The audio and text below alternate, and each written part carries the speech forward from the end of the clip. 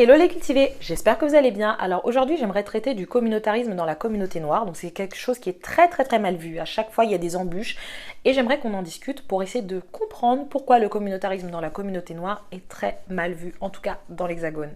Alors déjà j'ai analysé certaines choses et je me suis rendu compte que finalement toutes les communautés, en tout cas en France, font du communautarisme, sauf la communauté noire qui se mange pas mal d'embûches. Et je me suis rendu compte que finalement, le communautarisme dans la communauté noire, c'était quand le white saviorism était mis de côté. Parce que vous allez proposer les mêmes services pour aider votre communauté, ça va être mal vu. Mais par contre, quand les personnes occidentales vont faire exactement la même chose pour la même cible, ça va être très bien vu. Un exemple, on va développer dans les quartiers défavorisés des cellules pour permettre à ces populations justement d'accéder plus facilement à des grandes écoles telles que Sciences Po, etc. On va développer dans les PIGE ou dans les MJC ou autres des programmes exprès pour aider certains types de populations et on va pas se mentir, ce sont les mêmes. Là, je parle pour les Noirs par exemple. Donc il y a tellement de choses pour essayer de créer une sorte de discrimination positive qui quand elles sont faites par les Blancs, c'est pas négatif, mais quand elles sont faites par nous-mêmes, attention communautarisme. Et ça, c'est problématique. Parce que c'est pas normal. Ça veut dire que tu ne peux pas t'aider toi-même, tu ne peux pas aider ta propre communauté parce qu'on appellera ça du communautarisme. Et en fait, ça crée un complexe du côté des personnes qui sont en mode white saviorism, même inconsciemment, qui vont générer une comparaison bête et futile en mode oui mais si nous on disait ça, ce serait mal vu. Si moi je disais que j'étais noire et fière, ce serait mal vu. Si moi je faisais un événement où je disais que je veux que les organisateurs ne soient que des blancs, ce serait mal vu, etc. Et ça en fait, ça génère ce que j'ai déjà dit sur ma page, du gaslighting, c'est-à-dire que vous exagérez et on est là à comparer, c'est pas ce que j'ai entendu, c'est pas ce que j'ai vu, blablabla. Et ça, en fait, chez les populations qui sont justement les populations noires, ça va engendrer deux types de sentiments qui sont pas au milieu, il n'y a pas de juste milieu. Le premier, ça va être la rébellion. Ça va être en mode, ça veut dire quoi? C'est pas normal, nous on veut se rassembler, c'est quoi votre problème? Blablabla, blablabla. Et le deuxième, ça va être un manque de confiance et un manque de légitimité dans le combat. C'est-à-dire qu'on va se dire, effectivement, non, mais pourquoi est-ce qu'on veut se rassembler entre nous? On doit être ouvert, l'esclavage, la colonisation, c'est terminé. C'est quoi cette histoire de vouloir faire des trucs entre nous? Open mind, we are the world, tu vois. Et en fait, ça, c'est mettre un point d'honneur à l'histoire. Parce qu'en fait, le communautarisme noir n'est pas là pour éteindre les autres communautés, ça n'a rien à voir. Il est là en fait pour se soulever face aux oppressions que les populations noires ont eues auparavant. La famille noire a été brisée, les relations noires ont été brisées, les populations noires sont des populations qui ont un problème de confiance entre elles. Pourquoi? Parce qu'on va partir de l'esclavage. Déjà, durant l'esclavage, le code noir interdisait les rassemblements des esclaves. Durant l'esclavage, les femmes, les hommes mariés n'étaient pas vraiment mariés. Déjà, il fallait demander l'autorisation. Et même si on te donnait l'autorisation, déjà tu pouvais avoir un refus, mais même si on te l'a donné, la femme t'appartient pas vraiment, c'est pas vraiment ta femme, et ton mari ne t'appartient pas vraiment parce que ta femme peut être violée, ta femme peut avoir des gosses avec le maître, ta femme peut être utilisée pour procréer avec quelqu'un d'autre, pareil pour l'homme, ton mari peut être utilisé pour procréer avec une autre femme, ton mari peut être violé aussi, breaking, dont j'ai parlé sur ma page sur l'infidélité de l'homme noir, ton mari peut être revendu, exactement pareil, les relations parents-enfants, il y a un problème parce que les enfants peuvent être élevés par quelqu'un d'autre puisque les parents soit ils ont été tués, soit ils sont mortaux, soit ils ont été vendus, soit ils sont dans la maison. Enfin, il y a énormément de choses qui ont été mises en place pour séparer justement et diviser les populations noires, diviser pour mieux régner.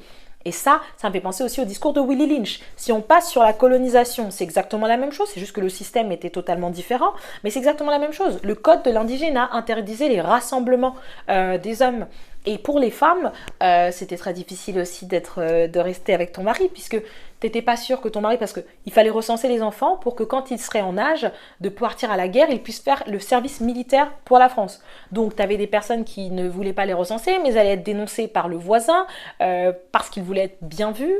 Le complexe de Stockholm, laissez tomber, mais en plus de ça, les femmes, elles étaient violées, et là, c'est là que vous avez la période de l'exotisme, dont je vous ai déjà parlé sur ma page.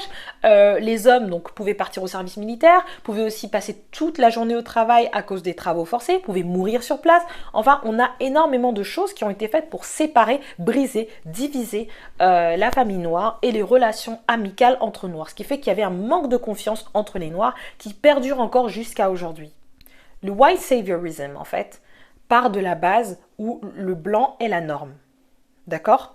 Le blanc est la norme et à partir du moment où vous allez vouloir ajouter quelque chose d'une autre culture, d'une autre ethnie, d'un autre continent, ça va déranger parce que cette tache va être tout de suite visible. Un exemple simple. C'est une forme de ségrégation, qu'on le veuille ou non. Un exemple simple dans le cinéma. Lorsque Think Like a Man a voulu être importé en France, on a dit non, on ne veut pas, il y a trop de noirs dans le casting. Les boîtes de production françaises l'ont refusé, donc merci à la Brown Sugar Night, Brown Sugar Day, je ne sais plus c'était quoi à cette époque-là, pour la diffusion en avant-première. Mais sinon, les autres boîtes de production n'en voulaient pas. Pourtant, quand vous avez des films avec un casting exclusivement blanc, on ne se pose pas la question de ce casting est exclusivement blanc. Alors vous me direz, oui, mais la France, on est à l'ère de la mondialisation. En France, vous avez de tout. Et n'oublions pas les populations qui ont été déportées de l'Afrique et qui aujourd'hui sont françaises parce que vous leur avez imposé cette nationalité française. Donc, elles ont droit aussi de se reconnaître dans les films.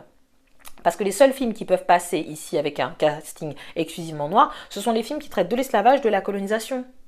Ou des sans-papiers, ou de la pauvreté, blablabla, ou des jeunes de cité. Il serait peut-être temps de changer. Donc c'est ce qu'on appelle de la discrimination. Donc c'est une forme de ségrégation. Le blanc est la norme. D'autant plus que, autre exemple, tout bête, quand vous voulez aller acheter, vous faire coiffer en France, on se retrouve encore avec des salons de coiffure spécialisés. On a encore des salons de coiffure qui traitent que les cheveux caucasiens et on a encore des salons de coiffure qui traitent que les cheveux afro. On a des quartiers, etc. Ce sont des formes de ségrégation. Vous voyez ce que je veux dire? Donc le communautarisme, il est juste déjà là, mais on préfère qu'il soit géré par des personnes qui ne fassent pas partie de la communauté. Et ça, c'est problématique. Parce que la norme n'est pas la même pour tout le monde. Il n'y a pas de norme ethnique en fait. Et ça, c'est problématique. Que ce soit pour acheter des produits pour nos cheveux, ça coûte beaucoup plus cher qu'une personne caucasienne. Parce que la personne caucasienne, c'est la norme. Donc son produit coûtera moins cher. Nous, on fait partie de ce qui n'est pas normal. Donc on doit payer plus cher. Que ce soit pour de bonnes crèmes pour notre peau, de bons produits pour nos cheveux, de bons fonds de teint. Toutes ces choses-là, en fait, qui ne font pas partie de la norme, alors que ça devrait faire partie de la norme. Et donc, il faut que les gens comprennent que le communautarisme dans la communauté noire n'est pas une forme de rejet de l'autre. Bien au contraire, c'est une forme de reconstruction, de réappropriation de notre identité et de nous permettre, en fait, de pouvoir partager ces histoires, ces points positifs, tout comme ces points négatifs, afin de pouvoir consolider notre identité en tant que afro-descendants. Donc les gens qui voient ça en mal, en fait, n'ont absolument rien compris. Pourquoi est-ce que ce serait problématique que les Noirs puissent s'aider eux-mêmes, alors que toutes les communautés le font? Mais on préfère que ce soit des personnes d'autres ethnies qui viennent aider ces mêmes populations. Il y a un problème. Donc, messieurs, mesdames, que vous soyez noirs, blancs, enfin ce que vous voulez, comme vous vous définissez, comprenez que les populations noires ont besoin de pouvoir se rassembler entre elles. Ce n'est pas quelque chose de négatif. Mais si vous êtes contre ça, cela veut dire que vous soutenez les thèses de Willie Lynch, que vous soutenez les thèses des explorateurs, des colons, des personnes qui ont instauré le code noir, des personnes qui ont instauré le code de l'indigénat. Et ça veut dire que vous devez aller vous faire soigner parce que votre norme n'est pas la bonne. J'espère que vous avez kiffé cette vidéo. On se retrouvera pour une prochaine vidéo prochainement. En attendant, partage, like et puis n'oublie pas de mettre un petit commentaire. Bisous!